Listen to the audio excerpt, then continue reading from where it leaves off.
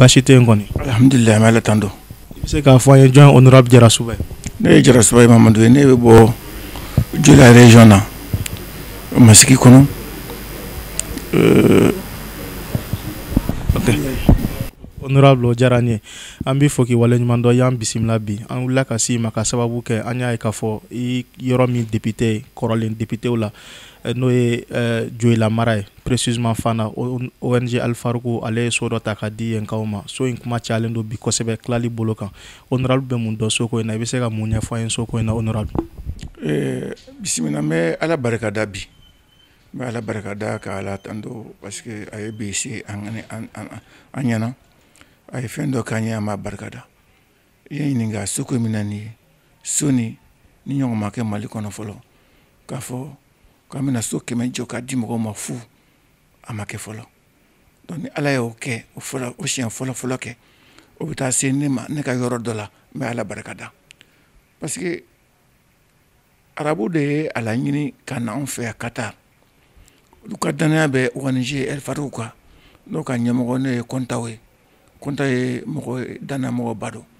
Projet caman bɛ yen bi arabuw b'a kɛ anw fɛ yan ale sababu la. Donc u ye nin projet lase Mali ma ale sababu la. A y'a ɲini k'a bɛ kɛ Kati. Kati a ye kalo 6 de kɛ Kati, ɲɛma sɔrɔ a la. Kalo 6 u ma dugukolo sɔrɔ a ko la.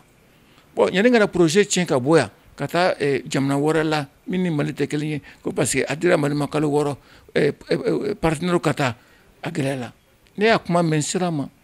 a ko ma honorable tile 2 di yan n bɛna o lajɛ n'a sɔrɔ Katikaw bɛ se n'u tɛ se parce que silamɛya ko don n tɛ se ka kɛ janfa t'a la dɛ, an b'a kɛ kɛnɛ kan. Donc n ye tile 2 d'a ma. O tile 2 nin kɔnɔna la Katikaw ma se, a seginna ma n ma se ka fɛn, an b'a yɛlɛma i ka bolo kan. Est ce que yɔrɔ b'i bolo? N ko alhamdulilayi yɔrɔ bɛ n bolo, mais ko a bɛ jɔ min? K'a bɛ jɔ goudron da de la. Tiɲɛ don, Fana ye goudron da ye. Tiɲɛ don, Joyila ye goudron da ye. Mais min ye a to n y'u lase Fana bi n balimakɛ, mɔgɔ kana kɛ asidi ye, kana kɛ ɲɛngoya ye. Ni ne ko tugun ko a choisi Joyila ni Fana cɛ, ni n y'a ta politique sira la, n bɛ ɲɛ tugu dɔrɔn k'a di Joyila ma. Ne de gagnera Joyila. Y'a ne député min kɛra ne gagnera la ka wasa Fanakaw ma voté ne o, ne batira ye di. Y'a mɛn? Donc ne gagnera Joyila, ne tun bɛ se k'a lase Joyila ma ka fɛn dɔ kɛ. Mais n'i y'a lase Joyila ma, n bɛna nin tɔɔrɔ dɔ ye minnu y'a lase ma. O kɔrɔ ye jumɛn ye? Tɔɔrɔ mun bɛ yen bi Joyila ni Fana cɛ, jabaya ko o ka nɔgɔ Fana ka tɛmɛ Joyila kan. Ni n ko antérieur kana, ambassadeur kana, arabu kana, k'u lasɔrɔ ka hôtel ɲini ka d'u ma, vraiment k'u ladumuni ka u ka sɛgɛnnafiɲɛ sɔrɔ yɔrɔ la min ka teli o ye Fana de. Bon ni n ko bɛ taa Joyila ni Fana cɛ donna hôtel ko la, Fana bɛ Joyila ɲɛ. N y'o ta. N ye 2nan min ta, n ko Fana ni Joyila cɛ ye kilo 120. Donc i bɛ se ka na sɔgɔmada fɛ heure 2 k'i ka fɛn ɲɛnabɔ 8h 10h i bɛ se. Ni ɲɛnabɔra dɔrɔn i bɛ segin ka na Bamakɔ. Du yɛrɛ b'a fɔ k'e tun taara min? U yɛrɛ ta i ta yɔrɔ dɔn mais a tɛ foyi cɛ i ka baara ye. I bɛ taa ka na a t'i ka baara sa. Fana ka sɔrɔ o fɛn na.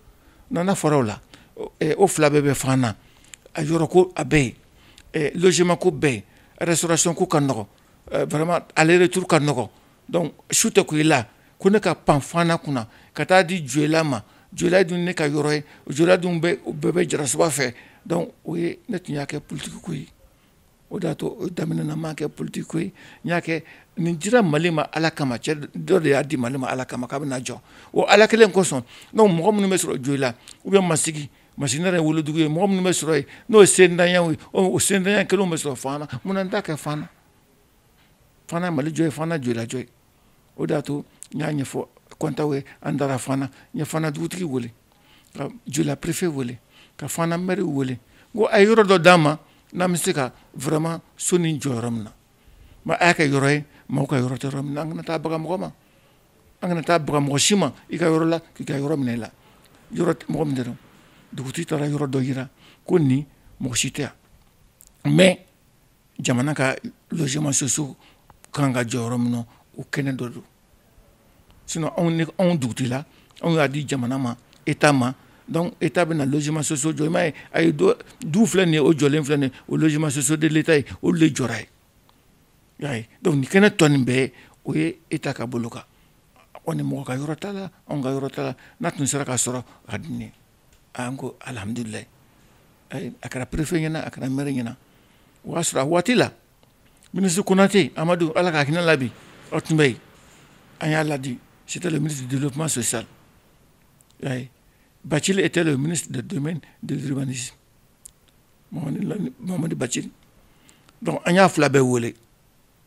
u ko nin ko ɲuman ba ye n ko Bachili a yɛrɛ wulila a y'a ka mɔgɔw bila ka taa a yɔrɔ lajɛ directeur régional de domaine de Kulukuru olu de wulila u nana an taara yɔrɔ lajɛ k'a lajɛ so 100 ani misiri jɔyɔrɔ ani fɛn caman kan ka k'a yɔrɔ la k'o bɛɛ jɔyɔrɔ de fɛn kɛ donc Bachili y'a sɔnna k'a di an ma k'a fɔ a ka mɔgɔw ye ka titre foncier kala bi Kulukuru titre foncier ko a yɔrɔ la o banna donc ni o jɔra o fɛn wɛrɛ la yɔrɔ dira Elfariku ma Elfariku fana y'a di sojɔra fila ma chinois ye tila ta Grand Gérès o ye entreprise malien dɔ ye o ye tila ta bi bɛɛ y'i ta jɔ a jɔra ka ban depuis 2017 a banna 2018 o y'a sɔrɔ a banna o wɔɔrɔ la a bannen ma sɔn k'a di a kuma fɔ ko k'a di n ko kɔntaw ma n ka k'a to yen présidentielle élection surunyana 2018 n ko n'an ko an bɛna di a bɛna kɛ komi an bɛ ka mɔgɔw jagoya ko parce que Jarasowa nana n'a ye a bɛ ka IBK supporter donc a bɛna di politique kunta an m'a di amen 2018 tɛmɛna 2019 nana o y'a sɔrɔ a bɛɛ ye 2020 anw ka élection nana député vote nana n k'a kana di n'a dira a kɔrɔ ye k'a bɛ conditionné ko parce que ne ko mɔgɔw ka vote ne y'a ye donc n balimakɛ so jɔlen bɛ yen a banna an taara élection na bi yɛrɛ b'a dɔn k'a fɛn na kɛ n m'a fɔ mɔgɔ si ye k'a fɔ ko bon a ye vote ne kɔ parce que ne bɛna so nin d'aw ma fu ne kɛra sababu ye k'a lase a ma yan Jɔlɛ commune 23 commune 23 nin na ne ma gagné commune 3 dɔrɔn de la commune 20 la ne gagné na n ye maa 18 don ni minnu bɛ ne kɔfɛ cɛ k'a sɔrɔ fana ma passé y'a mɛn donc n y'a bila n kunna ko politique ko tɛ ni ala ko de ye parce que minnu nana n'u ye nin kɛcogo ɲɛna o bɛ se ka taa jɔ Mali yɔrɔ wɛrɛ k'a fɔ ko an ye min di Mali ma fɔlɔ k'o ɲɛna donc o de y'a to n ko k'o ka kɛ a kɛcogo la kɔsɛ in na ko foyi tɛ yen élection kura ma boloda fɛn wɛrɛ ma boloda n ko kɔntaw ma an ka taa so nin ci yanni k'a di ani ministre du développement social ani ministre de domaine ani urbanisme ani ONG Elfariku an ye ɲɔgɔn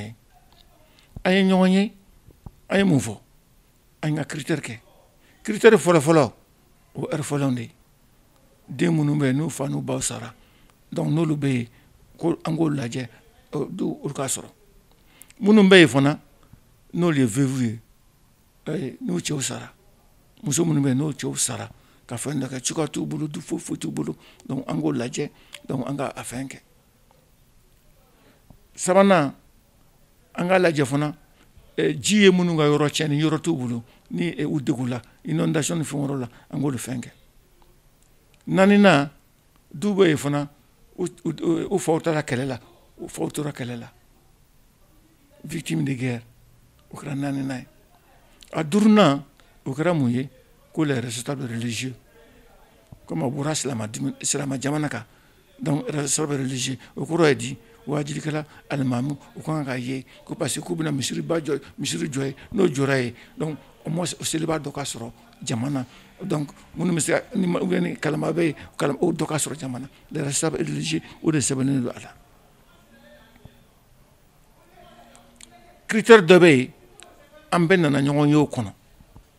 k'o kɛ question k'o kɛ ɲininkali gɛlɛn ye n ko n'an ko an bɛ nin kɛ sisan est ce que o a yamaruyalen bɛ anw ka sigida dɔ kɛ min bɛ fantan ye wa a tubabukan na faudrait-il créer un quartier de pauvres on dit non faut pas créer un quartier de pauvres parce que e ye dɔ di lujuratɔ dɔ bɛ yan n'o ye namara ye min dalen bɛ o kan o ye lujuratɔ ye ala k'an kisi a ma tasuma wulila yɔrɔ dɔ la ou bien bala wulila dɔ ka so dɔ de bɛna o secourir o yɔrɔ la o kɛrɛfɛ yanni ka na a tɔ kɛ tiɲɛni ye o kelen ye i b'a sɔrɔ mɛtiri dɔ bɛ fan na dɔgɔtɔrɔ dɔ bɛ fan na ou bien radio journaliste dɔ bɛ fan na a bɛ radio baara kala walahi a bɛ location na a tigi balolen don a sen na a bɛ location na mais a b'a ka baaraw kɛ a bɛ fitinin min sɔrɔ o bɛɛ b'a balo de ma mais so t'a bolo a bɛ location na est ce que o tigi bɛ se ka considérer ko ye waritigi wa faudrait-il considérer comme un riche non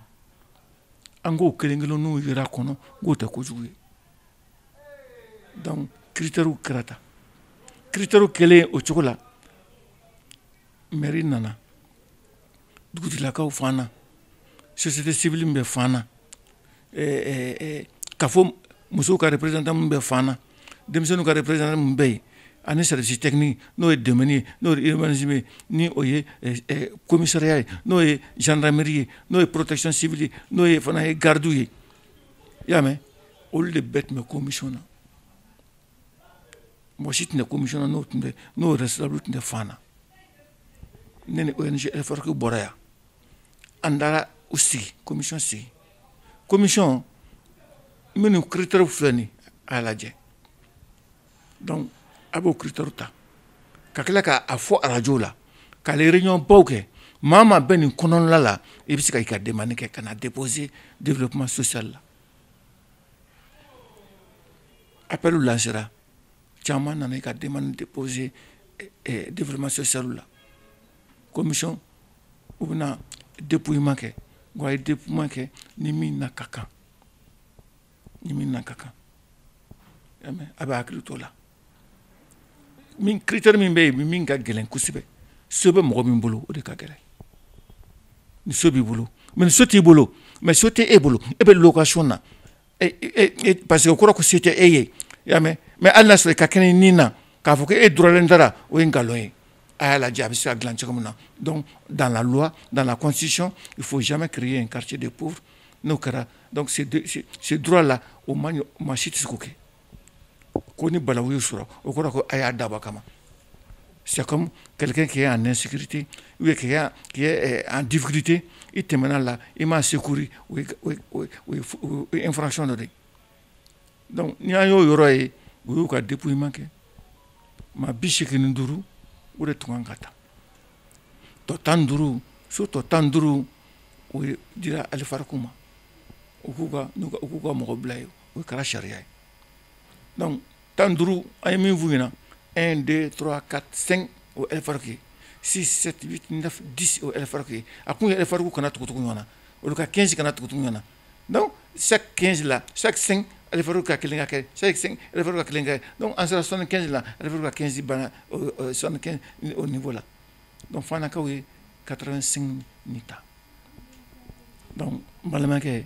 a dira minnu ma ne Jarasuba b'a fɔ o gɛrɛsɛgɛ b'a la ne Jarasuba tɛ se k'a fɔ ne tun t'a kɛnɛ kan n ma y'a kɛnɛ kan n tɛ commission na ayi donc o de y'a to a daminɛ n y'a kɛ ka da Fana kun min na n y'o de f'i ɲɛna donc mɔgɔ min bɛ ne minɛ politique ko ma nin na u ka bɔ ne la politique ko tɛ balima t'a la n m'a fɔ mɔgɔ si ye a y'a di karisa ma o tɛ commission minnu bɛ yen o Fanakaw ye n'o bolo olu b'a dɔn ka tɛmɛ ne kan donc ni nin nana ka kɛ ka se nin yɔrɔ la bon ne bolo commission a fɔra Fanaka bɛɛ ye k'u ka demande kɛ n'a sɔrɔ la an tun b'a fɛ mankan kana bɔ a la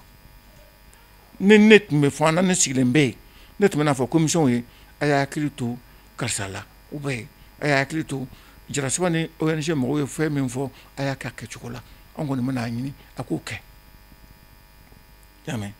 walayi maa si tɛ yen minnu bɛ mankanw na bi k'a kɛcogo ma ɲa a si tɛ yen n'a wulila a waati la ka na commission ladi pour que mankan kana bɔ a la ka na commission ladi pour que fili kana bɔ a la a si m'a kɛ n balimakɛ a daminɛ na n y'a f'i ɲɛna k'an k'a lajɛ n'a sɔrɔ dɔ ka terrain bɛ yen walayi an ye nin kɛ fo ka taa jɔ maa si ma ni jɔ ma ko ni papier filɛ nin ye anw bolo k'anw ka terrain tun bɛ yan ou bien ne tun bɛ foro sɛnɛ yen yɔrɔ la a ma kɛ fiyewu a distribution don a bɛ di don min na de o mɔgɔw de yera an na ka t'u jɔ ne ka foro tun bɛ yan voilà ni terrain filɛ nin ye a tun bɛ ne filɛ ko mun na e bɛna n'a ye a daminɛ na k'ale tun ɲinana dɛ k'ale tun fana dɛ ko n'a sɔrɔ ale tun bɛ kelen sɔrɔ ala n ko est ce que e b'a ɲa ko e b'a fɔ ka nin ka kɛ tiɲɛni de ye parce que e ye nin dabɔ nin kama de i b'a dɔn k'a fɔ n'a fɔra waati nin na ka a fɛn kɛ a banna a bɛ ɲina ko ni a kɛra ta kɔfɛ ni nana nin papier k'i bɛ dédommager ko de y'a kɛ la terre appartient à l'État l'État a fait un titre foncier sur ça i ju t'a la donc o la caman y'a ye bi u bɛ ka mankan kɛ ne t'a fɔ man kan ka mankan kɛ u tun kan ka mankan kɛ depuis a la n'a sɔrɔ b'a ɲa ne fɛ parce que n'i nana mɔgɔ ladi a waati la ko a y'a jɛ a y'a kɛ tan a kana to a ka filikaya la an dira anw fana ka minnu ma defo kana y'anw la parce que nin kɛra Mali dugu fɔlɔ min na yan o ye anw de ye donc pour que tɔw k'a dɔn k'a fɔ a kɛra misaliya ye an bɛnna la a diyara anw ye a y'a kɛ tan aw y'a baw ma ka fɛn bɛɛ kɛ fo dilenkɔrɔ kɔnɔ na ka wuli k'i jɔ karisa ka mɔgɔ dɔ b'a la man kan ka k'a la commission ka mɔgɔ ye nin ye o tuma kan ka k'a la commission ka fɛn o tuma kan ka k'a la n'a tun wulila k'a fɔ commission anw de y'aw bila yan lamɛn commission na société civile e président ne yɛrɛ de wele k'a fɔ ko Badian na don a la i ko i ma kalan i y'i ka mɔgɔ dɔ bila ka na Badian ne tun nana k'a fɔ bon commission mɔgɔw anw ka représentant b'a la donc ne t'a fɛ e ka dɔ sɔrɔ ka fɛn dɔ kɛ mun na parce que o kɛra ne nana don min na ne jara saba u ye 5 ta ka di ne ma ne ko ne t'a la ne t'a la a ye ne sen bɔ a la 5. Honorable an yɛrɛ ka munumunu salo la dɔw ye e jalaki k'a fɔ ko politiki fanga min b'i la fana mara la walima joyila yɛrɛ kɔnɔ kosɛbɛ ko o sen donna tilali la ko a dira e nɔfɛ mɔgɔw ma o jalakili kɔni caman bɛ yen nɔ k'a fɔ ko i ma tilali i sen ma don a la mɛ k'a b'i ka politiki fanga ko o ye baara kɛ ko in na ne ka politiki fanga foyi t'a la mɔgɔ dɔ ye f'i ɲɛna bi ni ka politiki fanga tun b'a la ne b'o f'i ɲɛna n bɛ taa di joyila n bɛ taa di Masigi o de maa ba saba de ne ni tɔw cɛ ye donc politique ko t'a la n y'o de f'i ɲɛna donc n'o fɔra i ɲɛna n balimakɛ i k'a bila i kunna k'o tigi jugu kalo de a bɛ k'a da i la dɛ ne ma don commission na n ma fɔ ne ma la fana ne ka mɔgɔ don maire ye ne ka mɔgɔ ye mais a ma ta maire la ne ka parti la dɛ kɔfɛ a nana don ko n taabolo ka ɲi a nana don a la n'est-ce pas développement social fonctionnaire don ne ma fɛn da commission bɛɛ tɛ ne ka mɔgɔ ye dɛ a dan to yen e ni ala cɛ société civile o tɛ parti la o tɛ fɛn wɛrɛ la n'u yɛrɛ y'a ye dépouillement la k'a bɛna di mɔgɔ dɔ ma min n'a man kan o kan k'a fɔ ayi nin ye politique mɔgɔ dɔ ye a y'a bɔ a la o tɛ tiɲɛ ye mun na olu m'o fɔ dugutilakaw ye politique ko ye n ko ye chefferie de ye donc ne bɛ se ka n tɔ k'o diyagoya imposer commission kan cogo di y'a mɛn minnu bɛ mankan na bi commission yɛrɛ président Badian o ye mankanakɛla ye don min na a bɛ fɔ ko k'a fɛn wɛrɛ kɛ n y'a fɔ a ɲɛna a yɛrɛ b'a dɔn ne de y'a wele k'a kana don a la voilà qui est président ale de y'a ka mɔgɔ dɔ di a la donc n'a sɔrɔ la ko ne ka politique ko tun don ko ne tun b'a don o la n tɛna di fana ma o kelen ye filanan ye min ye n ka mɔgɔ tɛ ye bi malima tɛ ye k'a fɔ ko min ne jara saba balima ye k'a fɛn dɔ kɛ fɛn na o tɛ fana donc militant ko tɛ dɛ y'a mɛn militant ko ka kɛ olu ye demande kɛ komi parti tɔw yɛrɛ militant ye demande kɛ est-ce que faamuya bon minnu bɛ yen n'olu bɛ commission na n'olu tɛ politique ko la olu tun man ka sɔn cogo si la k'a fɔ politique mɔgɔ minnu donna nin ye n'a sɔrɔ fɛn na mais n'a y'a sɔrɔ n bɛ nin parti la o tiɲɛ ye mais se tɛ n ye bɛɛ b'o dɔn k'a fɔ n ye VV bɛɛ b'o dɔn k'a fɔ bon n ye a bɛ nin tɔn na ka fɛn dɔ kɛ olu min bɛ mankan ci la u bɛ dɔ la o voilà u bɛ dɔ la koyi y'a mɛn u ta ye dɔrɔn de n'a y'a sɔrɔ la n m'a sɔrɔ min kɛ o de bɛ mankan mɛn n'u tun y'a sɔrɔ ɲɔgɔn m'a sɔrɔ u tɛna mankan kɛ y'a mɛn donc politique ko tɛ nin na n sen t'a la bi o de y'a to min ye ala barika da a daminɛ na parce que ne kɛra sababu ye k'a lase fana y'a mɛn donc ne bɛ to o kɔfɛ n'aw jɛ u k'a dɔn ne ye n'aw jɛ ko n'a dɔn ne ye mais ala b'a dɔn ne ye. ok honorable n'i ye jateminɛ kɛ e yɛrɛ maa ye joyila mara kɔnɔ maaw ka danaya bɛ maa min kan ka d'a kan i kɛra député siɲɛ 1 tɛ siɲɛ 2 kɛ o b'a yira k'a fɔ maaw dalen don i la mankan dun bɛ e ka dugudenw ni ɲɔgɔn cɛ nin wagati ka d'a kan mɔgɔw fɔlen don ɲɔgɔn kɔ a tilali la honorable bɛ ka mun de kɛ walasa maaw bɛ se ka don da kelen fɛ k'u bɔ da kelen fɛ ka soko in bila an kɔfɛ. ayi problème yɛrɛ min na nin ye min f'i ɲɛna nin bi ne tɛ ka nin jate ko mankan bɛ yen n ye nin jate dɔrɔn ko groupe du de wulila dɔrɔn k'a fɔ ko bon karisa y'a sɔrɔ n t'a fɛ karisa k'a sɔrɔ ne y'a sɔrɔ bi ko mankan tun bɛ kɛ dugu intérêt nɔfɛ a tɛ kɛ tan n balimakɛ n ka jɔlen filɛ nin ye 2016 an taara terrain ɲini o y'a sɔrɔ jamana ka logement sociaux jɔlen filɛ nin ye na hali bi a ma dafa fɔlɔ hali bi a kelen ma di fɔlɔ u m'a ta fɔlɔ a dan to yen hali bi u m'a ta fɔlɔ donc kana bila la ko mankan min don yɛrɛ ye ɲini mankan don fana dilanli mankan tɛ ni fana dilanli mankan don fana ɲɛta mankan don an kunkolo tan de filɛ nin kunkolo tigɛra fana a di tɛ o filɛ nin u ye min k'a la o k'aw fɔ kɛ wuli ka jɔ maa si tɛ fana min y'i jɔ ko kunkolo bɛ tigɛ don min na ko n y'a tigi mankan mɛn ko kunkolo bɛ tigɛ don min na ko n ye maa kulikan mɛn maa si tɛ yen bi n'o nana o fɛn kɛ donc kɛlɛ nin fɛn minnu bɛ yen a kɛ yɛrɛ kule kɛlɛ ye a kɛ o yɛrɛ ka fadenya kɛlɛ ye a k'u ka fɛn wɛrɛ wele mais fana ɲɛta kɛlɛ tɛ ni fana ɲɛta kɛlɛ don k'a fɔ an bɛ ka fana makara n ye min f'i ɲɛna nin an tun kan ka wuli k'a sɔrɔ a ma distribuer fɔlɔ ka critère fɔ anw fanakaw ni ɲɔgɔn cɛ de k'a fɔ bon commission mɔgɔw anw fanakaw b'a ɲini aw fɛ aw si kana fɛn ɲini a rɔ commission mɔgɔw aw si aw balima si kana fɛn ɲini a rɔ a y'a di dɔrɔn vraiment maa minnu bɛ minnu na ka kan pour que fana ka kuma kɔrɔta dɔ ka wuli n'o taara o taara fɔ commission ye n'o tun kɛra bi ne tun bɛ wuli ka n jɔ kuma fɔ bi tiɲɛ yɛrɛ la n'u nana fɔ aw ɲɛna commission segira o kelen ka tugun ka o yɛrɛ de kelen ka tugun donc an tɛ jɛn ni commission ka baara ye an tun bɛ segin an kɔ ni bɛ fɛn o fɛn kɛ walayi kana kɛ tiɲɛtigi dɛ mais i ka tiɲɛ sira minɛ ne tiɲɛ sira minɛ walayi ala b'i dɛmɛ a la donc u ma tiɲɛ sira minɛ min kɛ o de y'a to ne ma sɔn n ma sɔn a ma parce que yanni ka fɛn kɛ k'a tiɲɛ k'i bɛna tɔ laban tiɲɛ yanni ka i bɛ kɔn a ma de k'a dilan i bɛ kɔn a ma ka dilan sini ma a bɛ fɔ o na k'a fɛn dɔ kɛ balimakɛ o ne donna CNT la kosɔn sinon ne ka parti ko Jaraseba RPM ti don a la o mais CNT wa Mali de parti wa Mali de ne ko Mali mais Mali de kɔ donc i yɛrɛ y'a ye sisan an bɔra yan ne bɛ min dɔn ko la n b'a fɔ n'a y'o diya i bɛ se k'a ta kana ta mais n kɔni t'a dugu kɔnɔ n bɛ soli ka na ka fɛn dɔ kɛ diɲɛ don o don bɛ yan fana min tɛ baara k'a fɔ fɛn dɔ kɔnɔ k'a to n kɔnɔ k'a sɔrɔ n m'a fɔ o ye nkalon ye n kan ka min fɔ Asimi n b'a fɔ a ye n kan ka min fɔ n ka président ye Jawo n b'a fɔ a ye ne kan b'o de ma o ye diɲɛlatigɛ o ye dilanli de ye donc fanakaw tun kan ka wuli de k'a fɔ anw ye commission min sigi nin ye fana ka den du le bilalen don fana baara la fana tɔgɔcɛn n'a tɔgɔ duman o de kan ka bɔ nin na donc anw b'a ɲini de o fanakaw fɛ vraiment o fana ka commission fɛ u ka ko ka kɛ cogo la yanni ka dépouillement se a ka di mɔgɔ minnu ma an bɛɛ ka kunkɔrɔta sinon n'a taara u ka duko ye ka taa du u kɔrɔkɛw ma u dɔgɔninw ma mun ye mɔgɔ kelen so kelen mɔgɔ fila ou bien commission mɔgɔ kelen y'a di a ka mɔgɔ caman ma an kunkɔrɔta poto ye a kana kɛ donc y'o kɛ depuis dépouillement a bɛ lancé k'a ka na ka dossier déposé fo ka taa fɛn wɛrɛ kɛ walayi n ko n'a sɔrɔ i bɛ mɔgɔ la i bɛna u m'o de fɔ dɛ n'a sɔrɔ ɲɛni sira don i b'o de kɛ o de y'a to ne t'a fɔ ko mɔgɔw bɛ ɲɔgɔn na kɛlɛ la n'u bɛ ɲɔgɔn na kɛlɛ la ka sira dɔ la walayi ne bɛ wuli ka n jɔ mais n tɛ don mɔgɔw ka fadenya kɛlɛ de la n tɛ don mɔgɔw ka hasida kɛlɛ de la n tɛ don mɔgɔw ka fɛn na min man ɲi n tɛ don maa si ka politique ko kɛlɛ la voilà. Parce que anw bɛɛ bi anw fɛn o fɛn bɛ yen n'anw bɛ politique sira kan an bɛɛ bɛ se ka ko nin dɔ kɛ ne tɛ si kɛlɛ ko parce que i bɛ se ka nin kɛ n'i ye min kɛ don min na o ye gɛrɛsɛgɛ ye mais i b'a ɲini k'a ɲa de anw bɛɛ ko Joyila anw bɛɛ ko Fana anw bɛɛ ko Masigi anw bɛɛ ko Bango anw bɛɛ ko Mɛna anw bɛɛ ko Bɛlɛkɔ ni Ala sɔnna ma anw ye région kura ye anw denw kan k'an bolo di ɲɔgɔn ma n balimakɛ min ka min f'i ɲɛna dɛ min y'a min bɛ ka min f'i ɲɛna o ye mun ye n ko nin ɲɔgɔn ma kɛ yɔrɔ si ni Mali Fana tɛ n ko bon nin tun kan ka kɛ exemple de ye pour que Qatar u kana ni ɲɔgɔn baden de b'u bolo pour que u kana fɔ ko min kɛra Mali kɔnɔ a ɲɛna an bɛ se ka dɔ kɛ Sibi an bɛ se ka dɔ kɛ Kolokani an bɛ se ka dɔ kɛ Buguni an bɛ se ka dɔ kɛ Welesebugu yan katikaw fana k'a ye k'a fɔ anw ma ba lajɛ anw filila a ye na ni siɲɛ wɛrɛ anw ta la parce que anw filila a bɔra anw bolo min kɛ nin kɛra nimisa dan ye dɛ a ye na n'a ye anw tun kan ka vraiment o exemple de di voilà bon exemple bɛ se ka di kɛlɛ kan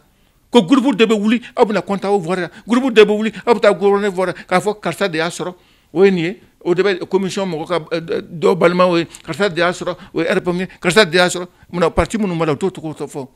ne y'a kɛ dɔrɔn min gɛrɛsɛgɛ b'a kɔnɔ ye sinon walayi bilayi n'a y'a sɔrɔ u wulila ka taa a fɔ dugutigi ye ka taa fɔ commission mɔgɔw ye ko nin a y'a ka kɛcogo la pour que anw fana ka kunkɔrɔta ko nin a y'a ka kɛcogo la pour que an dɛsɛlen na minnu na vraiment mankan kana sɔrɔ a la pour que commission mɔgɔw tɔgɔ kana tiɲɛ o b'a to siɲɛ wɛrɛ fanakaw bɛ se ka sankɔrɔta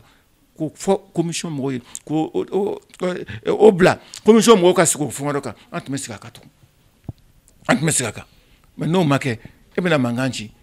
an ka fasa an ka sigi a kan an ka taa bila a kan walayi min bɛna k'o la o ka jugu ni nin ye wala min bɛna k'o la o ka jugu ni nin ye i y'a mɛn voilà donc o yɔrɔ nin de y'a to donc ne ye min fɔ dɔrɔn ni diɲɛ fɛn o fɛn bɛɛ kɛra an ka kɛ an ka ɲɔgɔn minɛ mais wele min bila fanakaw ma o ye ɲɔgɔn minɛ de mais wele min bila fanakaw ma o ye hakili ko de hakili de fɛn min ye u ka bila n kunna ko diɲɛ ko o ko la ko vraiment ko gɛrɛsɛgɛ de b'a la diɲɛ ko o ko la ko bɛɛ n'i ka waati don i y'a mɛn du yɛrɛ bɛ yen bi o ye nin sɔrɔ o tɛna jabɔ peut-être ala bena du danyala o da tu ñofo kene kay na la mi un danyala akana mi no la de aya du ko mo doma parce que autrement gérer un critère fait mais kene ka do distribution do ministère de manière de fond ni min danyana o ko mo do be aya di uma mais je crois que o ka ça voilà comme ça donc ni bana do ay do ay demande de gouvernement sur ay ta dépouillement donc ka do ta akana kete mun na sur ka ba wul greske c'est le fait donc ne ba ni fana ka fait on ga exemple ba ni fana ka fait on ga glen ko re fana ka don ka fo je fon fona bi amana ka juko ate dafa fami dafa lendo alade commission bi se ka amadafa commission bi se ka fo we yoton de ke amanya ka fa ndake me o ta bali ka fo anganga boni fana to cheni anganga boni fana lebulier anganga boni fana dak ko yira jembela ka fo ko nimbita o fana may parce que on fana ko kan ko glan ni wonjedi ka fo fe wora manana ka set me commission na o sana akrata ite donga commission abli fana ko ete de commission fo label ni fana nyeta ko na mina ko dogla fana ete do label o da to ni exemple de mi ambema donc o da to wule da nga sabali anga nyomine anga ya fa nyoma ne ko ni ya fora bema donc mi almuni me kan to ko cheni o jodo kan to ko chen amen o jodo kan to ko chen mais politique do politique taw ne ba nyini mu fe ka fonde net na sika bo nko la voilà wallahi nga cheni accident ke fana ko la ni accident mi ke mobile la fo do député kelen sara nga mobile kono afana kudukuro député abas sara akara fana ko la parce que communauté min gara communauté fe wona communauté gara mangami wulla ka yorochi anana ka ena après ko metala kudukuro procureur fe masi kudukuro accident de kara kanto de la ukara fana ko la ay o munu datula fana ka fanda ke ne million wulum da de sara caution pour ko kabla donc ne tate politique voilà ne tate politique de ou ben no ko bi mais no le ke ku pour que ka boka sula kubla amen ne me min fodron wala o fuli ka ofu amunu e kuna foni nawi ka ta sika ka fenda ke o kuna foni donc mo gon me min fo yana afuna ka ndeme kuna foni na jen fon be ni men fen sugula ni trace ama ni sika ke ka min ga mi man ko do ala ibika kuma labane muye ni be fora aw yayi ni jobala ni jotala tontai mais on be yorom na bi on de ka kuna foni na di ama mais ne be min ni aw fona fe fana ka fe ay bengoy on ga kuna foni labaye fana ka ni nyana ni manyaw akabe aw de wulu nyonga aw de furu nyoma ni ko kele manga ka to aw ka furu kasa ni ko kele manga ka to aw ka kanu kasa ni ko kele manga ka to fio aw ka badenya kasa ay to aka nyonga fe mi manake o fo choko o manya o ka fo o kan mais aka na to mo aka ke kudaye ka te bala donc o mbo fona da wule ke la ngana da nyina o fe parce que ni mingene ni jarani chama baby utmisika etmisika ni ka so men la me ka famille chama so ngona bite